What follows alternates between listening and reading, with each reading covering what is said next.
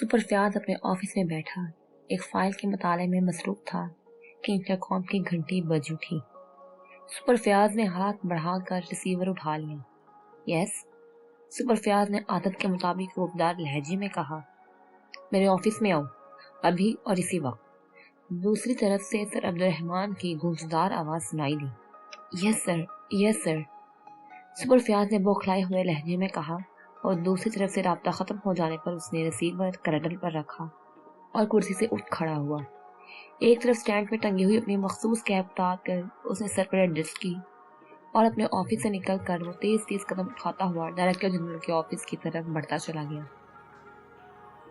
साहब का मूड कैसा है? सुपर फयाज ने बाहर खड़े चपरासी से आहिस्ता से पूछा। साहब गुस्से में हैं, चपरासी ने ज़ेरे लब मुस्कुराते हुए कहा। गुस्सा तो हर वक्त इनकी नाक पर धरा रहता है, फयाज ने मुंह बनाते हुए कहा और फिर पर्दा उठाकर वो अंदर दाखिल हुआ। मैं आई कम इन सर? फयाज ने दरवाजे पर रुक कर कहा। कम इन, सर अब्दुर्रहमान ने सर उठाकर उसकी तरफ देखते हुए कहा और फयाज तेजी से आगे बढ़ा और फिर मेज के करीब जाकर उसने बाकायदा सल्यूट किया। बैठो, सर अब्दुर्रहमान ने इंतहाई खुश्क लहजे में कहा और फयाज मेज की साइड पर मौजूद उस कुर्सी पर बैठ गया जिस पर वो हमेशा बैठता था। अलबत्ता उसके बैठने का अंदाज बता रहा था कि वो कुर्सी की नशिस्त के आगे वाले सिरे पर ही टिका हुआ है। जाली करेंसी के सिलसिले में तुमने जो कारनामा सर अंजाम दिया है, इसकी आला हकाम ने बेहद तारीफ की है। सर अब्दुर्रहमान ने इस बात कदरे नरम लहजे में कहा तो सुपर फयाज का सता हुआ चेहरा बेइख्तियार खिल उठा। सर, ये सब आपके सरपरस्ती का नतीजा है सर, फयाज ने खुशामदाना लहजे में कहा। मेरी समझ में आज तक ये बात नहीं आई कि तुम किसी भी बड़े केस में बज़ाहिर तो काम करते नजर नहीं आते।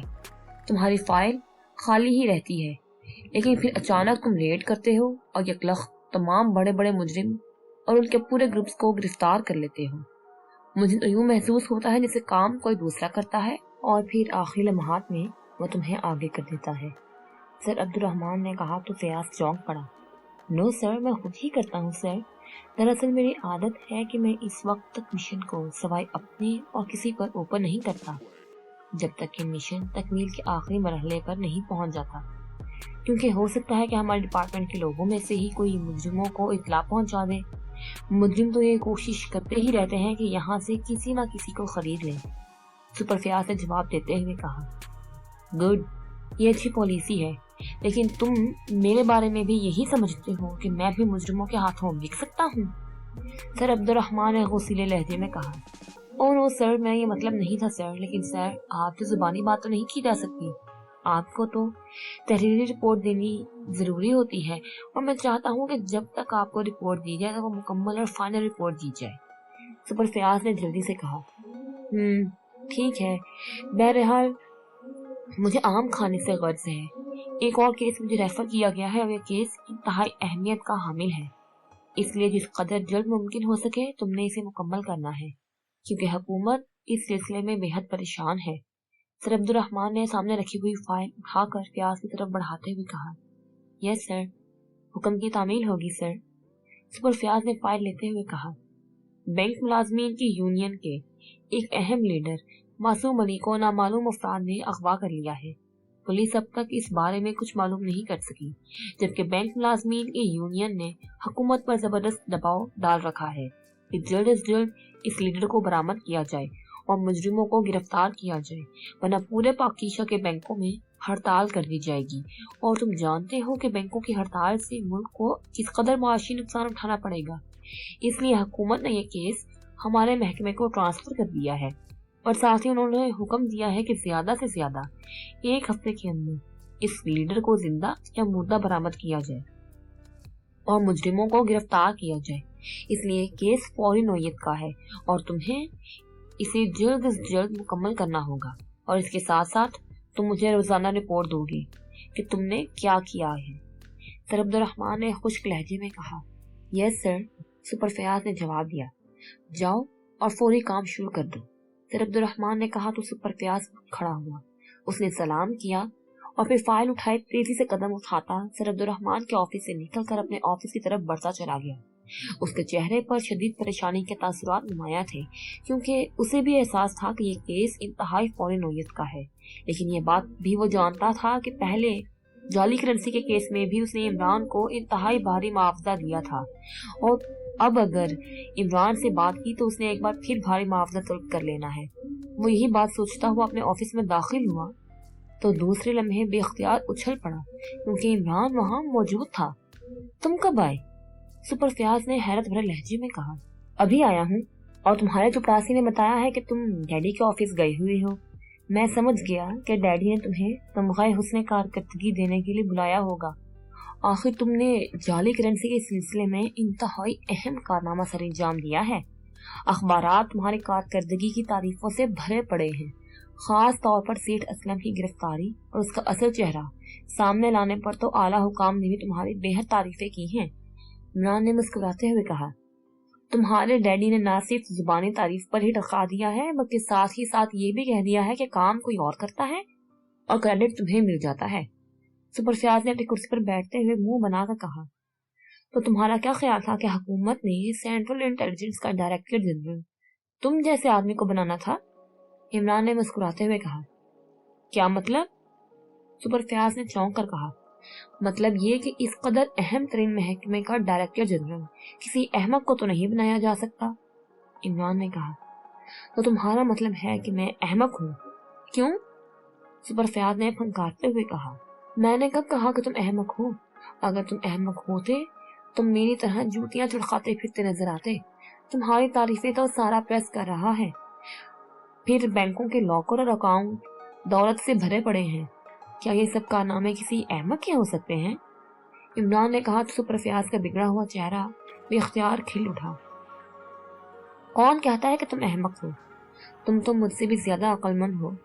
فیاض نے مسکراتے ہوئے کہا، کیا اب ڈیڈی نے کوئی نیا کیس دے دیا ہے جو میری تعریفیں ہو رہی ہیں؟ عمران نے مسکراتے ہوئے کہا تو سپر فیاض بے اختیار ہنس پڑا۔ پتا نہیں تم دونوں باپ بیٹے نے کہاں سے ذہانت حاصل کر لی ہے، ہر بات پیشگی ہی سمجھ جاتے ہو۔ تمہارا اندازہ درست ہے، یہ دیکھو فائل، اور ساتھ ہی حکم ہے کہ ہر صورت میں 1 ہفتے میں اس کیس کو مکمل ہونا چاہیے۔ اب تم خود بتاؤ کہ میرے پاس اعلیٰ دین کا چراغ تو نہیں ہے کہ میں اسے رگڑوں اور جن کو کہہ دوں کہ مجرموں کو پکڑ کے میرے سامنے لے آئے۔ سپر فیاض نے منہ بناتے ہوئے کہا، وہ پرانے زمانے کا جن ہوگا جو بغیر کسی معاوضے کے کام کر دیتا ہوگا۔ وہ دور سستا تھا اور عام لوگ تو ایک طرف جن بھی سادہ زندگی گزارتے تھے، اب تو جن بھی پہلے معاوضہ لیتا ہے پھر کام کرتا ہے۔ عمران نے مسکراتے ہوئے کہا اور ساتھ ہی اس نے فائل کھولی اور اسے سرسری طور پر دیکھنے لگا۔ اس کے چہرے پر بے اختیار مسکراہٹ ابھر آئی تھی۔ پھر وہی معاوضہ کہ تمہارا پیٹ بھی بھرتا ہے یا نہیں؟ فیاض نے جھلائے ہوئے لہجے میں کہا، اس جعلی کرنسی والے کیس میں تم نے کتنا معاوضہ دیا تھا؟ عمران نے منہ بناتے ہوئے کہا، کم نہیں دیا تھا، پورے 50 لاکھ روپے تم نے وصول کر لیے ہیں، پورے 50 لاکھ، اور 50 لاکھ بڑی رقم ہوتی ہے، سمجھے؟ سپر فیاض نے آنکھیں نکالتے ہوئے کہا، تمہارے لیے ہوتی ہوگی، مجھ جیسے مقروض آدمی کے لیے تو یہ بڑی رقم ایک طرف سرے سے رقم ہی نہیں کہلائی جاتی۔ 50 لاکھ 50 لاکھ سے کیا بنتا ہے؟ عمران نے کہا تو فیاض اچھل پڑا، کیا مطلب؟ تو کیا تم پر اتنا قرضہ ہے کہ جو لاکھوں میں ہے؟ کیا کرتے ہو تم؟ کیا سونے کی ڈالیاں کھاتے ہو؟ فیاض نے غصے لہجے میں کہا تو عمران بھی اختیار ہنس پڑا۔ تم سرکاری ملازم ہو، تمہارے سارے فالتو اخراجات حکومت برداشت کرتی ہے، تمہیں سرکاری طور پر خانسامہ ملا ہوا ہے، چوکیدار ملا ہوا ہے، ڈرائیور ملا ہوا ہے، 2 گھریلو ملازم ملے ہوئے ہیں، تمہارا میڈیکل کا تمام خرچہ حکومت کے ذمے ہے، تمہاری کار کا پیٹرول، تمہارے فون کا بل، بجلی کا بل سب حکومت ادا کرتی ہے، کوٹھی بھی سرکاری ہے، پھر تمہیں بیوی بھی انتہائی سلیقہ شار، سگھڑ اور سیدھی سادھی ملی ہوئی ہے۔ اس لیے تمہیں کیا معلوم کہ آج کل کتنی مہنگائی ہے، ملازمین کی تنخواہیں کہاں جا پہنچی ہیں، پیٹرول پر کتنا خرچہ آتا ہے، بجلی کے بل اور اس پر لگے ہوئے سرچارج کہاں پہنچ جاتے ہیں۔